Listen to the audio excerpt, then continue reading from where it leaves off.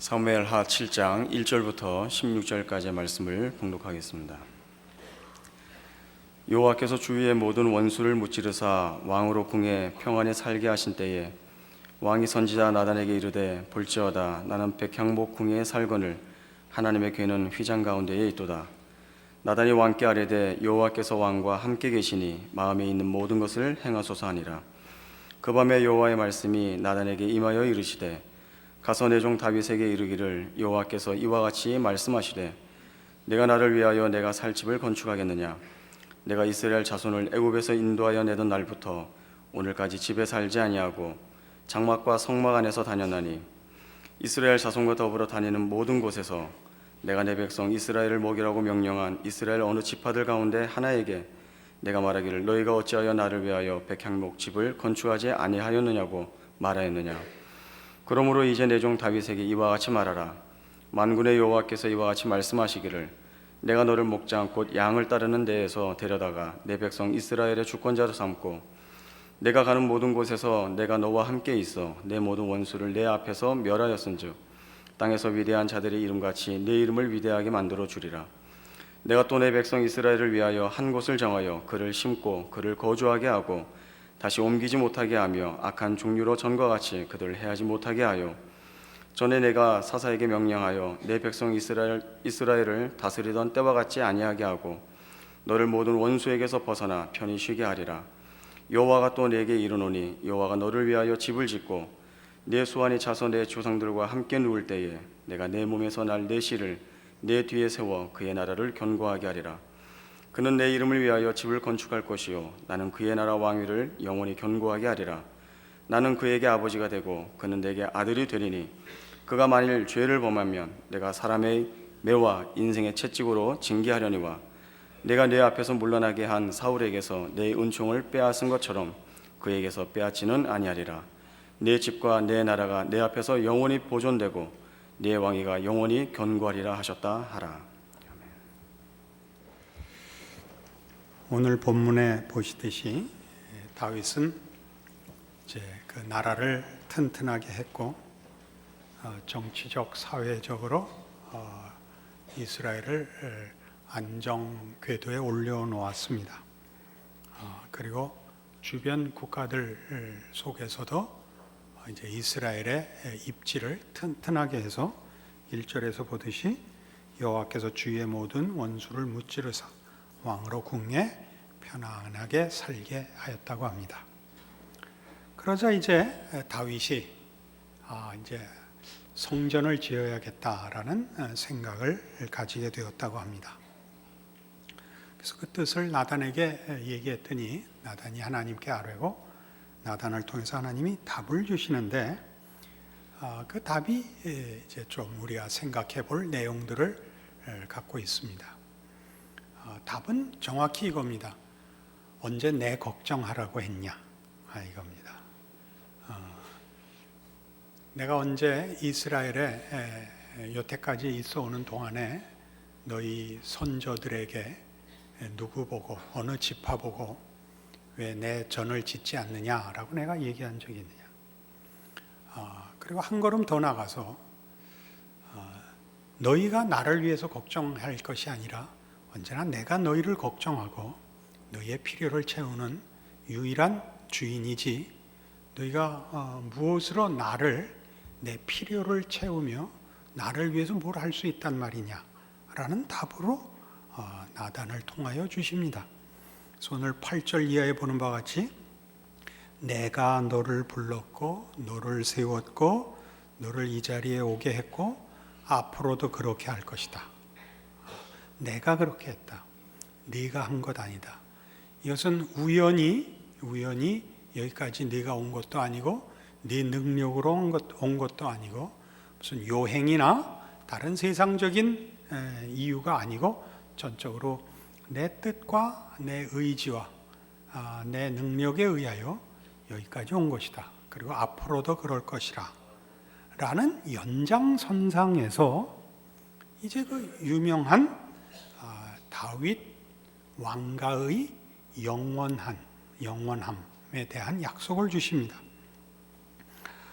12절 내 수완이 차서 내 조상들과 함께 누울 때 내가 내 몸에서 내 씨를 내 뒤에 세워 그의 나라를 견고하게 하리라. 그는 내 이름을 위하여 집을 건축할 것이요 나는 그의 나라 왕위를 영원히 견고하게 하리라.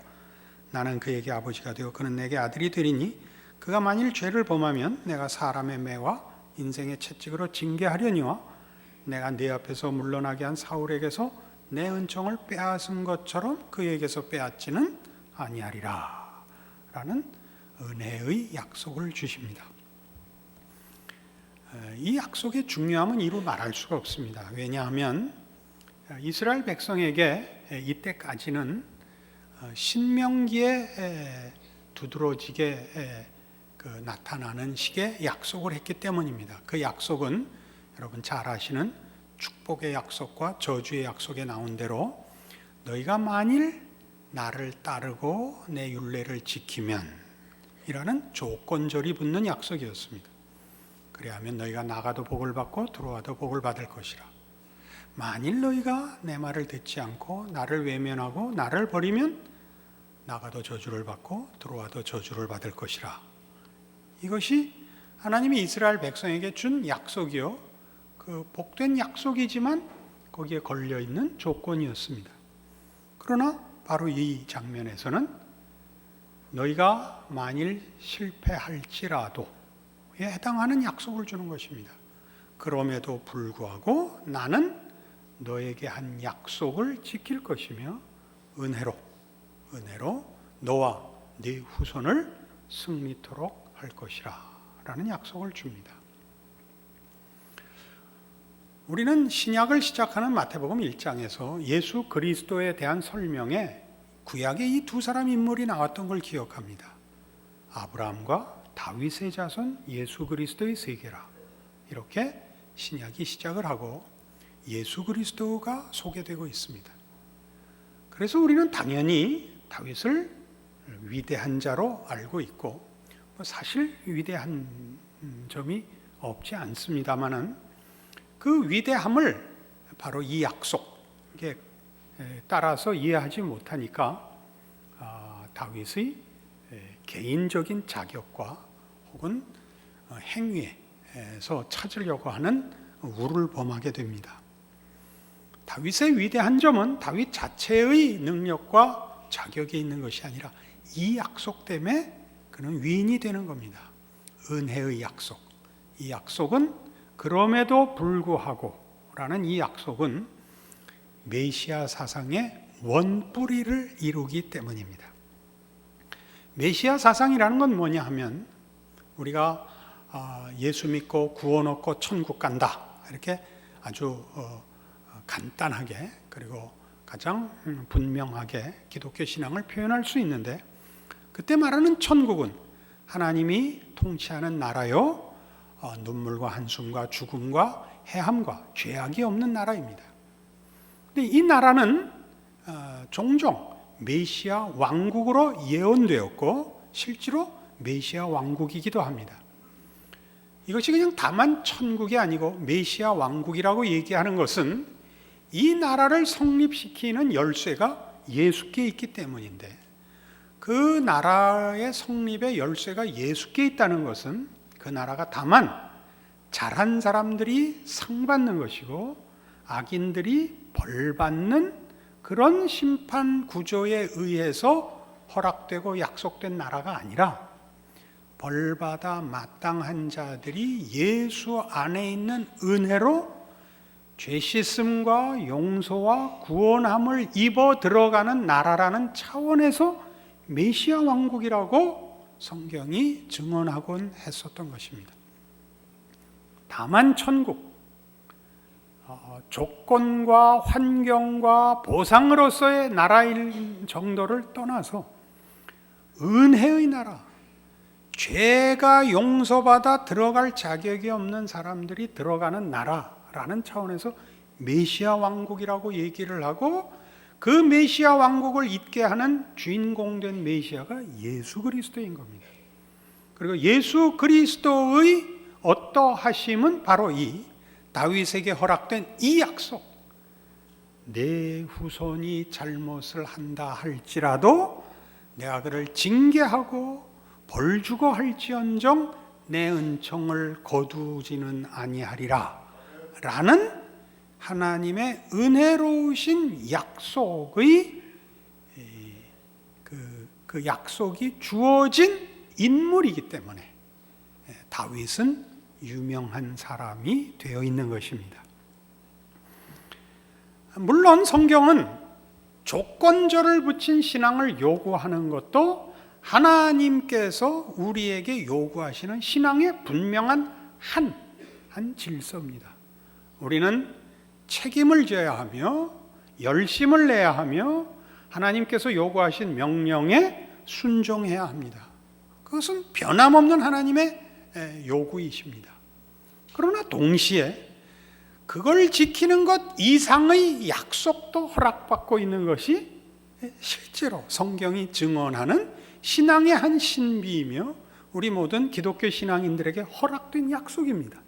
우리가 실패한다 할지라도 그것으로 우리의 운명이 끝나는 것은 아니다. 예수 안에서 용서와 사죄가 있다. 그것이 성경의 가르침입니다. 우리는 이 두 가지를 사실은 조화롭게 연결시킬 수 없습니다. 우리가 분명히 알아야 하는 것은 이 두 가지는 다 우리를 위한 하나님의 복 주시려는 의도라는 것을 아는데 비로소 조화가 있습니다. 여러분은 힘을 다하여 열심을 내셔야 하고 낙심하지 말아야 할 것이요 포기하지 말아야 할 것입니다. 그것이 성경이 가르치는 것입니다. 그런데 이런 내용들은 즉 하나님께서 다윗이 하나님을 위하여 성전을 짓겠다라는 기특한 헌신에 대하여 네가 잘 모르고 있다. 말하자면 우리 현대식으로 해서 기독교 신앙이라는 것은 하나님을 섬긴다는 것은 하나님과 우리 사이에 주고받고식의 인과관계로 성립되는 것은 아니다 라고 가르치는 부분입니다. 하나님은 우리의 모든 것입니다. 하나님은 우리의 생명의 근원이시며 그 생명을 유지하게 하시는 분이며 그 생명의 영광을 목적하고 계획하고 이루시는 분입니다. 우리가 세상에서 기독교 신앙 이외에 다른 사람들이 만든 자연적인 종교관을 보면 신은 늘 능력만 갖고 있지 고급한 도덕성과 인격성과 그리고 무슨 복된 그 계획이 없습니다. 그래서 일반 사람들이 만든 종교라는 것은 신을 자꾸 달래고 신을 항복시켜서 자신이 원하는 것을 얻어내는 식의 그 종교관을 가지고 있어서 본성적으로 인간은 신과 인간의 그 신앙 관계라는 것이 하나님의 뜻에 복종하고 하나님 앞에 그러니까 신 앞에 쓸모 있음으로써 또 나의 필요한 것을 얻어낸다는 이 관계를 놓지를 못하고 있습니다. 그러나 지금 성경이 얘기하는 것은 그 얘기가 아니고 하나님이 주도권을 갖고 계시며 하나님이 목적을 갖고 계시며 그 모든 것을 하나님의 능력과 진실함과 자비로우심과 은혜로서 이룬다고 얘기하고 있습니다. 근데 지금 이 복된 내용들이 무슨 구조 속에 있느냐 하면 성전을 짓겠다라는 구조 속에 지금 있습니다. 성전을 짓겠다라는 것이 어떤 의미를 가지는가를 알면 지금 하나님께서 다윗에게 한 은혜의 약속에 깊은 의미를 충격적으로 이해하게 됩니다.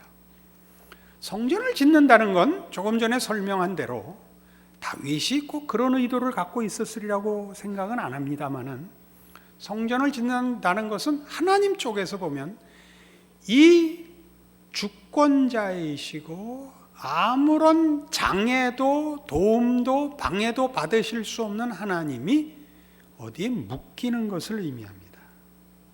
성전을 지음으로써 성전 안에 공간적으로 그리고 아무 때나 찾아가면 만나야 되는 분으로 시공간적으로 우리의 수중에 이렇게 장악되는 꼴이 되는 것입니다.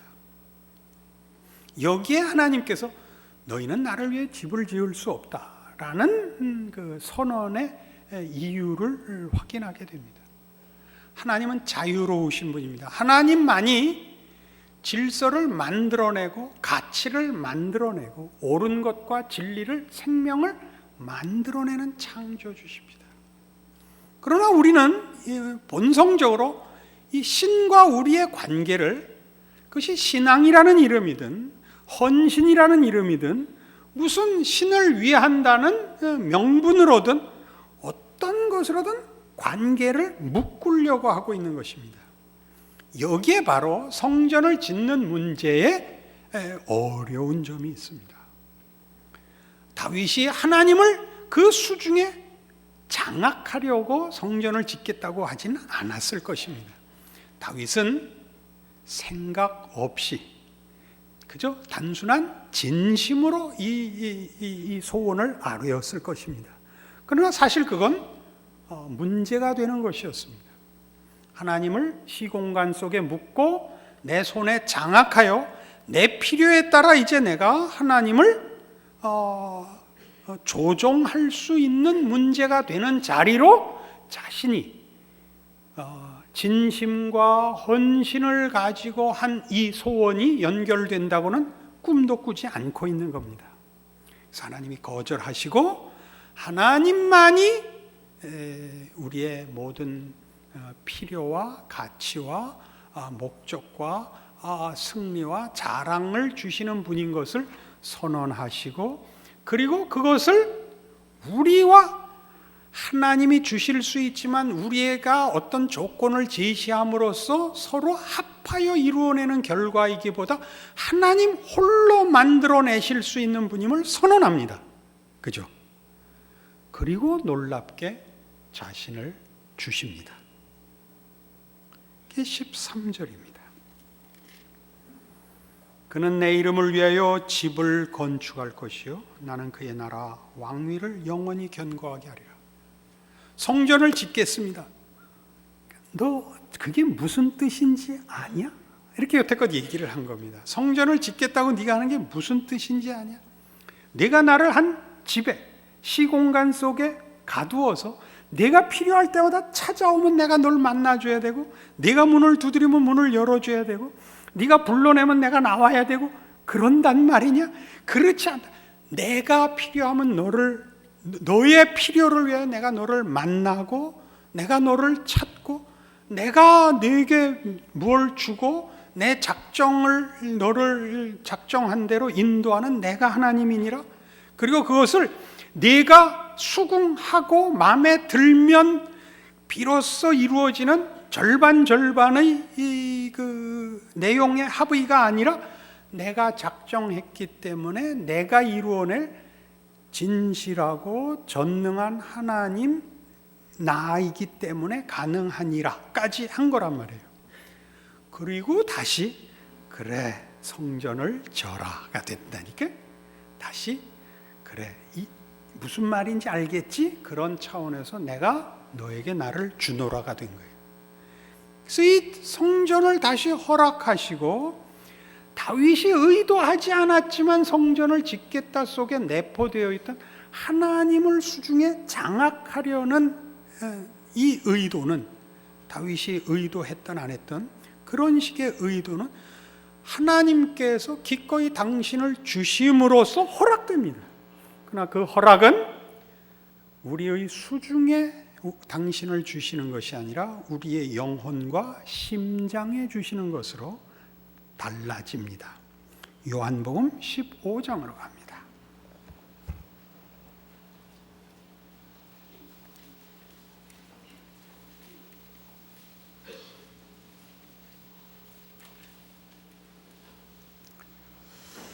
신약성경 173페이지 요한복음 15장 5절부터 봅니다. 나는 포도나무여 너희는 가지라. 그가 내 안에 내가 그 안에 거하면 사람이 열매를 많이 맺나니 나를 떠나서는 너희가 아무것도 할 수 없습니다. 사람이 내 안에 거하지 아니하면 가지처럼 밖에 버려져 마르나니 사람들이 그것을 모아다가 불에 던져 사르느니라. 너희가 내 안에 거하고 내 말이 너희 안에 거하면 무엇이든지 원하는 대로 구하라. 그리하면 이루리라. 너희가 열매를 많이 맺으면 내 아버지께서 영광을 받으실 것이요 너희는 내 제자가 되리라. 아버지께서 나를 사랑하신 것 같이 나도 너희를 사랑하였으니 나의 사랑 안에 거하라. 내가 아버지의 계명을 지켜 그의 사랑 안에 거하는 것 같이 너희도 내 계명을 지키면 내 사랑 안에 거하리라. 분명한 비유입니다. 이 포도나무 비유는 그 의미하는 바가 분명합니다. 가지가 원 줄기에서 분리되면 생명도 잃고 쓸모도 없어집니다. 분명하죠. 나무의 줄기에 붙어 있으면 그는 그 생명을 나누고 그 생명의 당연한 결과인 열매를 풍성히 열게 됩니다. 이 포도나무 비유입니다. 그러나 이 포도나무 비유에는 보다 놀라운 내용이 있습니다. 그것은 이 가지가 이 전체 생명의 일부가 되는 것입니다. 기독교 신앙이라는 것은 우리가 하나님과의 사이에서 인격적인 관계를 갖는 것이며 그것이 사랑과 믿음의 관계를 갖는 것입니다. 그렇습니다. 그러나 그것이 신자라는 예배자와 그 경배를 받는 신 사이에 이렇게 주고받고 믿고 구하고 하는 이렇게 거리가 있고 구별이 있고 소원하고 받고 또는 이해하고 감격하고 하는 것보다 더 나아가서 그 두 당사자가 하나를 이루는 연합이라고 성경이 가르치는 것입니다.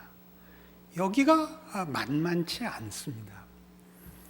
우리는 예수 그리스도의 오심이 예수 그리스도를 우리에게 성경은 언제나 주셨다라고 얘기한다는 걸 기억해야 합니다. 우리를 위하여 그 아들을 주셨습니다. 그는 우리의 생명이시며 그는 우리의 구원이십니다. 구원받은 모든 성도들이 예수 그리스도를 머리로 한 그의 몸으로 부름을 받는다는 걸 우리는 알고 있습니다. 그를 만물 위에 교회의 머리로 주었다라고 성경이 얘기하고 있고 그는 교회의 머리로서 만물 안에서 만물을 충만케 하시는 자의 충만입니다. 그러니까 모든 성도들은 예수 그리스도와 묶여 있는데 이 연합이 머리와 몸이라고 얘기하는 유기적 생명의 연합체로서 그 분리는 있을 수 없습니다. 그건 쌍방간에 다 치명적인 것이 되고 몸에게 일어난 일은 머리에게도 동일한 것이고 머리에게 일어나는 일이 몸에게도 동일한 경험이 되고 현실이 되듯이 그들은 나눌 수 없는 연합체인 것입니다. 하나님이 당신을 우리에게 주신다는 것은 그런 개념입니다. 단 우리의 수중에 주는 것이 아니라 우리의 심장에 주셨다 그랬고 우리의 영혼에 주셨다고 했습니다. 그게 지금 요한복음 15장 얘기입니다. 나는 포도나무고 너희는 가지다. 너희가 내 안에 거하여서 내가 아버지 안에 거하는 것 같이 나와 하나가 되어야 한다. 사랑 안에서 하나가 되어야 한다. 내 계명을 지켜 내 사랑 안에 거하라. 내가 아버지의 계명을 지켜 아버지의 사랑 안에 거하듯이 너는 나와 생명과 의와 거룩과 진리와 모든 것을 공유해야 한다. 이렇게 부르고 있습니다. 이 부름은, 이 하나됨은 순전히 이것 하나 때문에 이 설명을 하고 있다고 합니다. 11절 내가 이것을 너희에게 이름은 내 기쁨이 너희 안에 있어 너희 기쁨을 충만하게 하려 함이라. 무슨 기쁨? 우리가 그리스도와 하나 된 기쁨, 우리가 하나이라는 것을 가르쳐 주는 것. 우리의 구원은, 우리의 신앙은 천지를 지으신 우리 하나님께서 예수 안에서 우리를 받으사 그 교제 안에, 그 안에 우리를 부르신다는 사실입니다. 여러분 선뜻 납득이 가시지 않는다면 두 장 넘어가서 17장, 요한복음 17장 21절 이하의 말씀을 봅시다.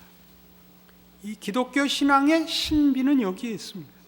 아버지요, 21절입니다. 아버지께서 내 안에, 내가 아버지 안에 있는 것 같이 그들도 다 하나가 되어 우리 안에 있게 하사 세상으로 아버지께서 나를 보내신 것을 믿게 하옵소서.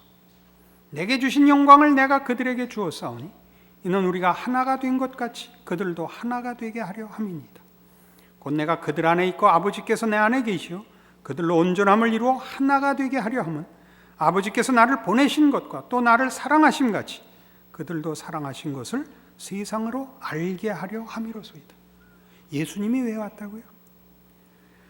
성자 하나님이 성부 하나님과 가지는 연합에 우리를 포함시키려고 오셨답니다. 이것이 이 다윗의 성전 건축 요구 사건에 주신 하나님의 복된 답입니다. 우리가 가지는 신앙, 세상적, 자연적 본성이 가르치는 종교성과 얼마나 다른 것인지 모릅니다. 신에게 얼마나 신심을 증명하며 그 헌신하며 얼마나 깨우치는가 보다 더 나가는 것입니다. 더 나가는 것입니다. 우리는 예수 안에서 하나님과 함께 살고 있는 것입니다.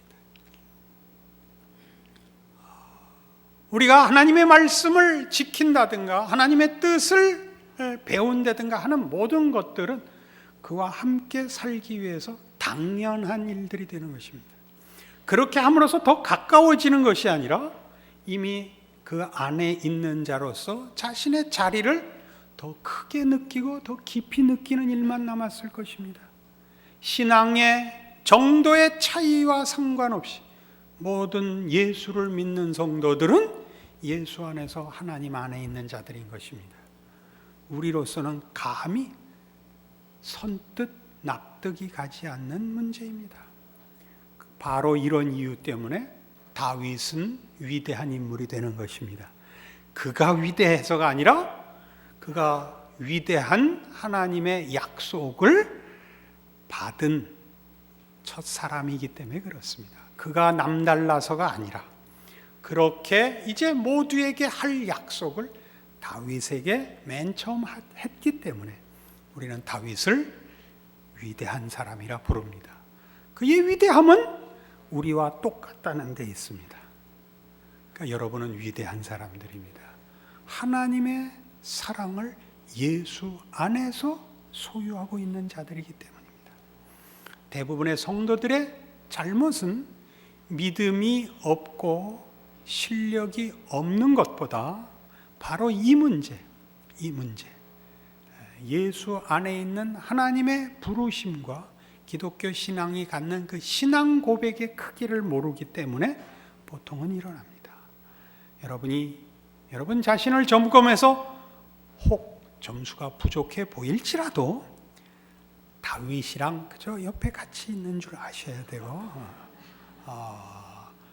여러분의 실력과 자신감이 여러분을 예수 안에 놓고 하나님과 동거하게 하는 것이 아니라 예수 안에서 하나님이 찾아오사 당신을 주신 하나님의 은혜로우신 구원으로 확보된 모든 신앙 고백이 약속하는 내용인 것을 기억하여 여러분의 신자된 생애를 보다 복된 하나님의 자녀로 사는 기쁨을 누리시는 오늘의 말씀이기를 바랍니다. 기도하십시다. 하나님 아버지 은혜를 감사합니다. 저희가 예수 그리스도 안에서 하나님의 자녀로 참으로 상상하기 힘든 복 중에 있다는 사실을 확인하고 놀랍니다. 우리의 자격과 실력으로 그 자리에 들어가려 하지 말고 믿음으로 들어간 줄 알게 하시고 그렇기 때문에 하나님의 자녀다워야겠다 분발하는 우리들 되게 하여 주시옵소서. 예수님 이름으로 기도합니다. 아멘.